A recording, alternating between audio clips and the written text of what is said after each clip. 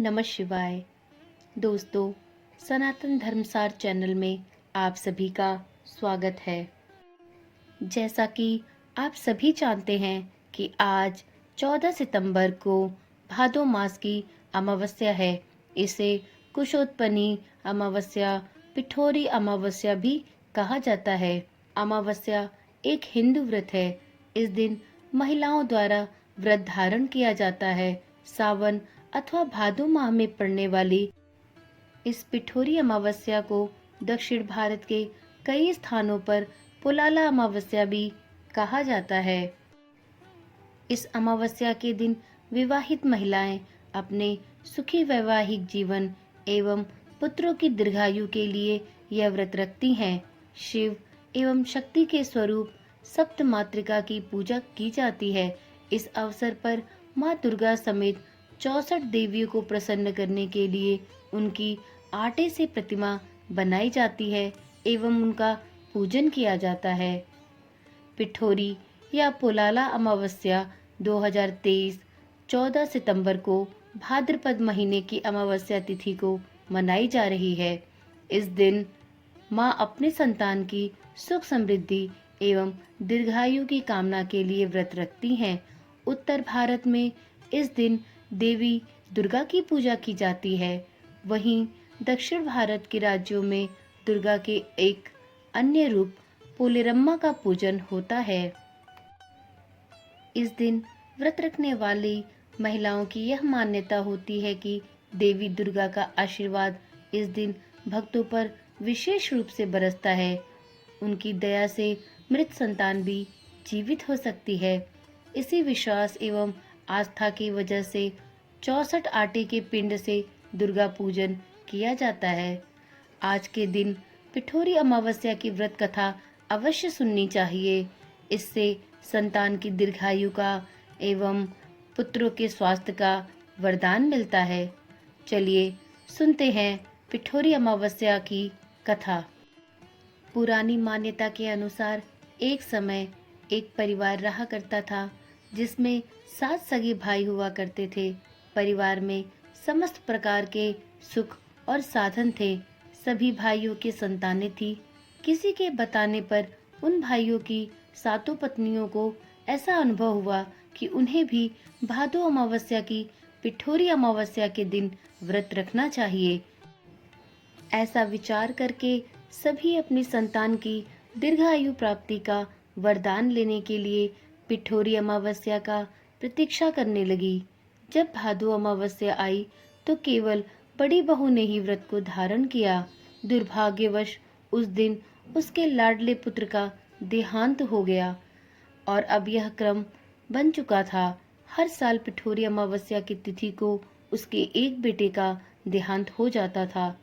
ऐसा होते होते लगभग 7 वर्ष बीत गए, मगर उस बड़े भाई की पत्नी ने अपने बेटे के शव का अंतिम संस्कार नहीं किया और उन्हें ले जाकर वो एक अज्ञात जगह पर छुपाकर रख दिया करती थी। उस गांव की रक्षक माँ पोलेरम्मा गांव की पहरेदारी किया करती थी। जब उन्होंने उस बेटी का रोना सुना तो वह उसके पास गईं और उसे धीरज बंधाकर उसके रोने का कारण पूछने लगी। तब उसने देवी पोलेरम्मा को अपनी सारी व्यथा कह सुनाई। माँ का हृदय इस दुखांत घटना को सुनकर द्रवित हो गया।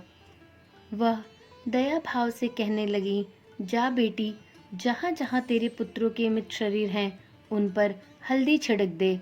बड़े भाई की पत्नी ने वैसा ही किया। जब वह हल्दी छिड़क कर घर पहुंची तो उसकी आंखों पर उसे यकीन नहीं हुआ, क्योंकि उसके 7 पुत्र घर में अपनी माँ की प्रतीक्षा कर रहे थे।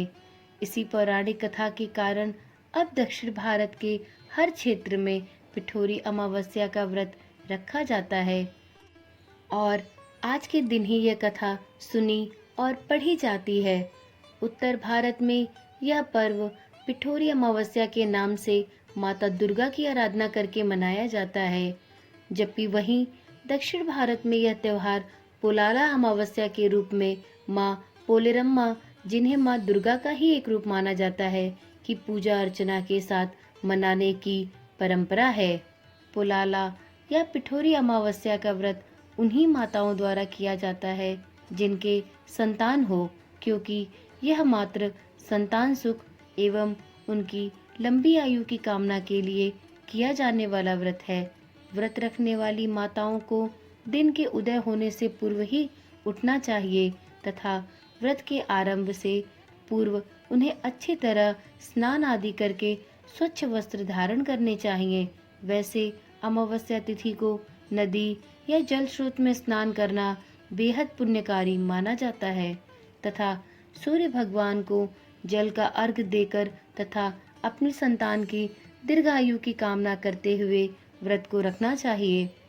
पिठोरी अमावस्या की पूजा में 64 आटे के पिंडों को मूर्ति का स्वरूप दिया जाता है तथा इनको दुर्गा की 64 देवियों का स्वरूप मानकर एक पाठ अथवा पूजा योग्य स्थल पर रखकर पूजन किया जाता है।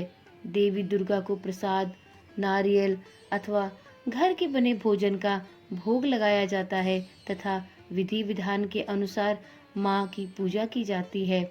जब पूजा संपन्न हो जाए तो उससे पूर्व दुर्गा माँ की मुख्य मूर्ति पर सिंदूर अवश्य चढ़ाना चाहिए तथा फिर ब्राह्मणों को भोजन कराकर स्वयं भी भोजन ग्रहण करके पिठोरी के व्रत का पारण करना चाहिए। तो सभी प्रेम से बोलिए, पोलेरम्मा माँ की जय हो, माँ दुर्गा की जय हो, प्रभु भोलेनाथ की जय हो। जैसे पोलेरम्मा माँ ने उस माँ के बच्चों की रक्षा की थी, उन्हें जीवन दान दिया, उन्हें दीर्घायु का आशीर्वाद दिया, प्रभु करे उसी प्रकार से प्रत्येक माता को अपने बच्चों की दीर्घायु का वरदान मिले। इसी प्रार्थना के साथ इस कथा को यहीं पर समाप्त करते हैं। फिर मिलेंगे एक नई कथा के साथ। तब तक के लिए ओम नमः शिवाय। जय माँ दुर्गा।